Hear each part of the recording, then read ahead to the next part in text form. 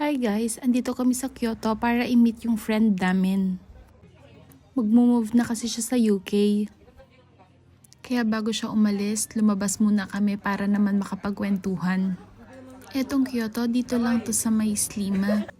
Nakakatuwa nga kasi mga Pilipino yung staff nila and sobrang babait nila. Kaya kung bibisita ka dito sa Malta, i-consider nyo ring bisitahin tong Japanese bakery na to. Kasi bukod sa masarap, mura yung mga bread at coffee nila dito.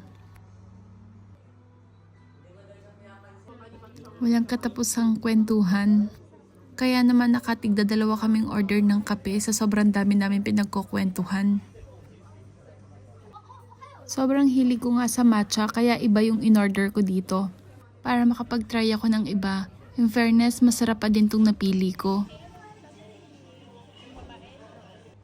After naming magkwentuhan, naglakad-lakad muna kami sa labas. Napadaan nga kami dito sa Zara. After namin sa Slima, nagpunta naman kami sa Baleta para i-meet pa yung isa naming friend. Ayan nga, may regalo pa siya sa akin. Thank you! Mwah! So guys, paano ba yan? Magkwentuhan muna kami.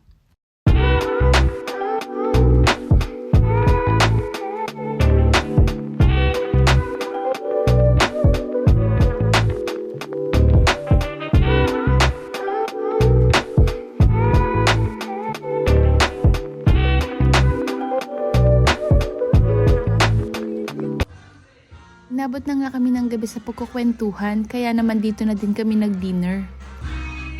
At after namin kumain, nagpaalam na rin kami sa isa't isa para umuwi. Thank you for watching guys!